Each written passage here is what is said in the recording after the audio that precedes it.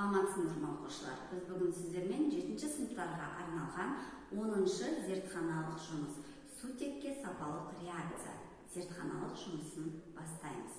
Ол үшін бізге керекті құрал-жабдықтар: 2 тұрғы, сынауықтар, спиртшам, мырыш түйірі, тұз қышқылы, қалақша,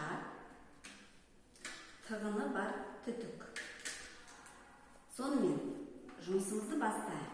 Ең бірінші таза сынауыққа мырыш түйірін саламыз.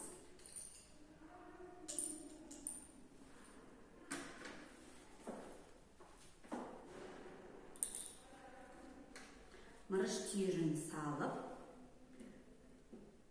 сынауықтың түтігі бар ұшын келесі сынауықтың аузына кигіземіз. Екінші сынауыққа бізде газ жинау керек. Сынауықтың аузын тығыны бар түтікпен жабамыз. Енді осы мырыш салынған сынауықтың үстінен тұз қышқылы ерітіндісін құямыз.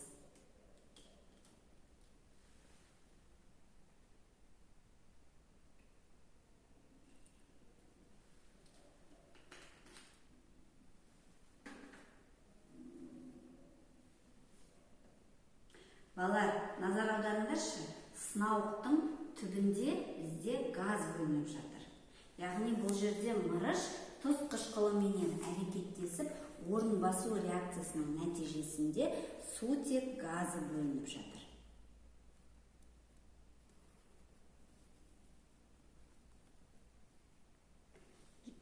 Сутек газы мына түтік арқылы екінші пробиркаға жиналып жатыр.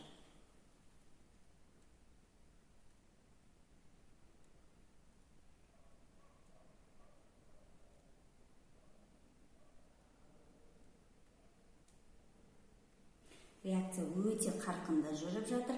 Естеріңе түсірсеңдер, активті металдар және активтілігі орташа металдар сұйытылған қышқылдармен әрекеттеседі.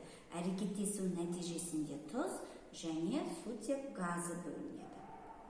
Яғни бізде екінші пробиркада сутек газы жиналып жатыр.